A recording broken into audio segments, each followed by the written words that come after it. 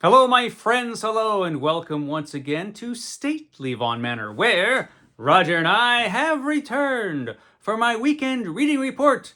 Yes, it's time for that thrill-packed program, my weekend reading report, where I talk about all the stuff I read during the past week. And as I expected, this past week was pretty busy. So, yeah, as usual, didn't read as much as I wanted to, but I read a couple things. I finished a couple things. So let's talk about those things. Let me get out my list for my 500 book challenge, the challenge where I have to read 500 books that I already own before I will buy any new ones. Okay, number 173. Book 173 was for Roger's Cheap Old Book Club. It was The Purple Land by W.H. Hudson. The Purple Land by W.H. Hudson. It was actually, this is the slipcase and the books in here. This was really good. Good choice, Roger. I was very entertained by this book. So this book is about a young Englishman. He has to be like, I don't know how young he is, but just from his behavior, he has to be like 19 or 20. He's probably around 20 years old. Maybe 21, maybe at most. But he's a young, foolish Englishman. And he meets and falls in love with an underage girl in Argentina, marries her without her father's permission, and so they have to run. They're on the run, and this all takes place in the 19th century, and they run to Uruguay in South America, Uruguay, and they go to the town of, or the city of Montevideo, I think it's called, where this girl has an aunt, and so he leaves her there while he goes and tries to find work. And basically, this is an odyssey that goes all across 19th century Uruguay, and it's a lot of fun. He has all of these adventures. And at the beginning of the book, the very beginning of this, he says that he tells you what happens after his adventures is that eventually they get caught. He goes to jail for 3 years, and while he's in jail, his wife dies. And so you know from the very beginning of this story that following these adventures is tragedy. And so the narrator of this story is writing this years and years later, and he's looking fondly back at this particular time in his life, this adventurous, free time in his life where he's wandering around Uruguay looking for work, but basically just having fun and, meeting a bunch of people and getting involved in revolutions and, going on the run and, killing somebody, because he has to in self-defense. And and of course, meeting many beautiful ladies. All the ladies are beautiful that he runs across, except for one. There is one that's not. But basically, he runs across a bunch of beautiful women.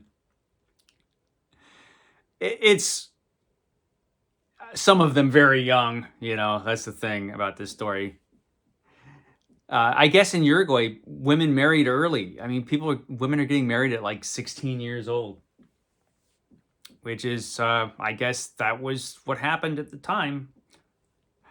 So yeah, it's a series of adventures. So it doesn't have like a real plot. It has a bunch of mini plots. It's basically one damn thing after another. Almost like a series of short stories that tells one story, because it's just all these different adventures. And it's very entertaining. This is a very entertaining book, which has kind of been forgotten. If you want to get a copy of this now, you can get it for free on Project Gutenberg, and I do recommend it because it is a fun book. It's very entertaining. You can get it for free on Project Gutenberg, but if there's no like Penguin copy of this, there's no Oxford copy of this. You could get a print-on-demand copy, probably, if you want a physical copy of it.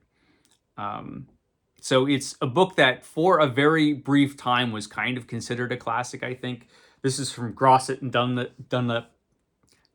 Grosset and Dunlap. I could talk sometimes, and this is their Cameo Classics series that they had. But I don't think it's regarded as a classic anymore. It's just kind of a forgotten book, really. But it's worth reading. It's worth rediscovering this book, The Purple Land by W.H. Hudson. It was fun. It was a fun book. It was fun. So that was book 173.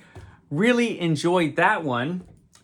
Book 174 this is regarded as a classic of literature. This is the Fantastic Four, The Coming of Galactus. This is magnificent. So I am reading every issue of the Fantastic Four from the first run of the Fantastic Four, which ran from 1961 up to 1996.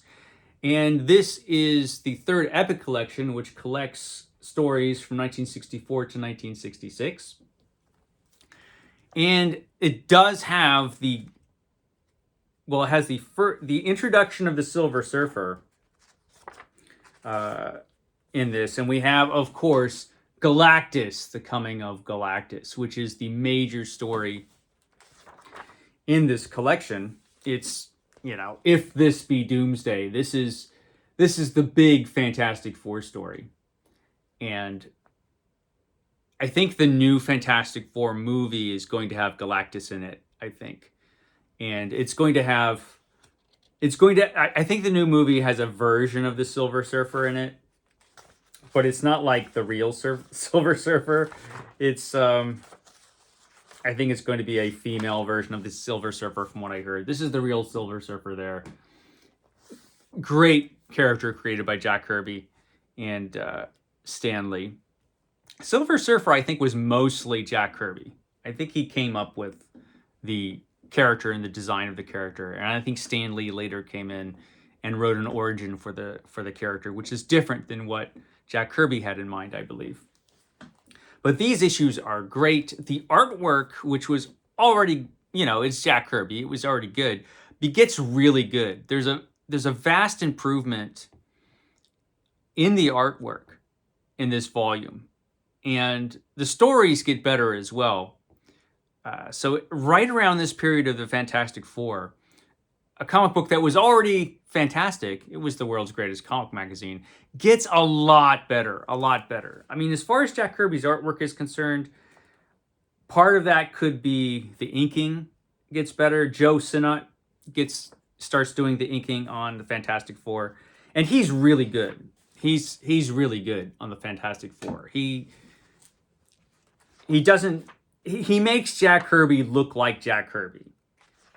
So if you don't have Jack Kirby inking his own artwork, Sinnott's the guy to do it. We did have some Vince Colletta doing some inking in this. I like Vince Colletta. Vince Colletta kind of has this kind of a scratchy style with very thin lines, which doesn't work as well on the Fantastic Four as it does on Thor. His inking, I think, on Jack Kirby's work on Thor worked really well. Doesn't work as well on the Fantastic Four, but it's still a vast improvement over what we got, like Chick Stone, I think. Yeah, Chick Stone did the inking before that, and he sucks, basically. But excellent book. I enjoyed the hell out of this. I'm really enjoying this project of reading all of Fantastic Four. So this is the other book I read. This is 174. Those are the only two books I completed. Of course, I am moving on, to this Fantastic Four Epic Collection Volume 4, which is more Stan Lee, Jack Kirby goodness. And of course, this is the volume where the Black Panther shows up, the mystery of the Black Panther. And he shows up, and this is the first appearance of the Black Panther is in the Fantastic Four. So, good stuff. Continuing with the good stuff with Fantastic Four, loving it. As far as the next book I'm reading, right now I'm reading this one. This is Conan of Cimmeria, which is the second book in the Lancer/Ace series of paperbacks of Robert E. Howard's Conan, edited by L. Sprague de Camp. Infamously, this is the series of paperback books that mixed up pastiche fiction with Robert E. Howard's original fiction.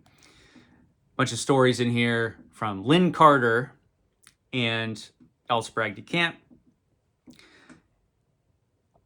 So far, it's good. I have to say, so far, it's good. How many pages have I read? I've read 68 pages out of a 200-page book. So I will give you a full report on this next weekend, because I should probably finish it today or tomorrow. But this is fun. But man, you can really tell the difference between the writers in this.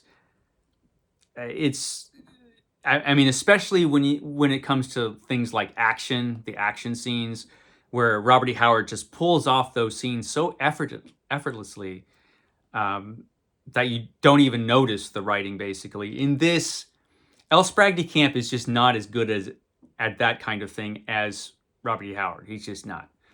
And you have that. So even though the pastiches in this are good, they're not Robert E. Howard. And we'll see. We'll see how the rest of this book goes.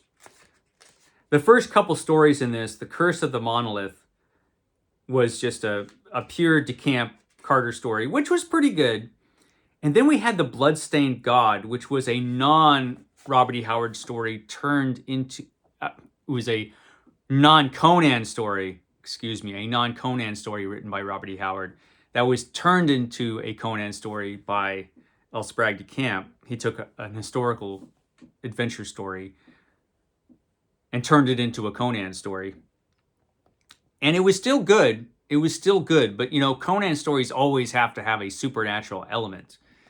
And the way that was handled in that story, I don't know. But still pretty good. Still pretty good. I mean, it's entertaining. So the entertainment value of these books is still high. I have to give them that, at least so far in the series. So, yeah, I'll talk more about this next week. I got something in the mail that was kind of cool.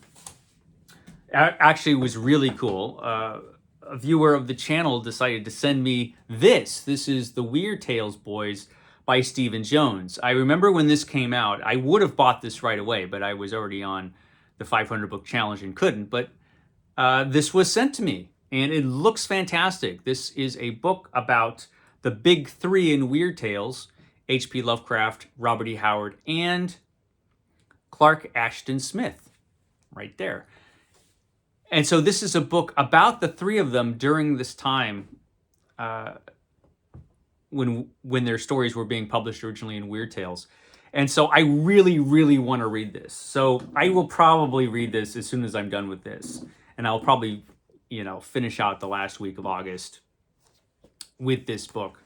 It's not exactly garbogist material. See, I can speak. I can. Badly. But, it is kind of trashy in a way. Weird Tales was, I think, considered trash. It's pulp fiction by society at large. So I guess it kind of works, but yeah, I gotta read it. I gotta read this. I was pretty happy, and this wasn't the only thing this viewer sent me. This viewer also sent me, peculiarly, he sent me a knife because this viewer felt like I didn't have something. He watched some unboxing videos, and I guess he was really annoyed by the crappy knives and things that I use to unbox videos. So he sent me this, so that the next time somebody sends me a package, I will have something good to open the package with. You're not allowed to use this, Roger. No dismemberment with this, all right? You will not use this to dismember. So that was kind of interesting. So that was my week. That was my reading week. So it's a short one. It's a short reading report just because, I was busy and I didn't read as much as I would like. We'll see how next week goes. I will catch you next time.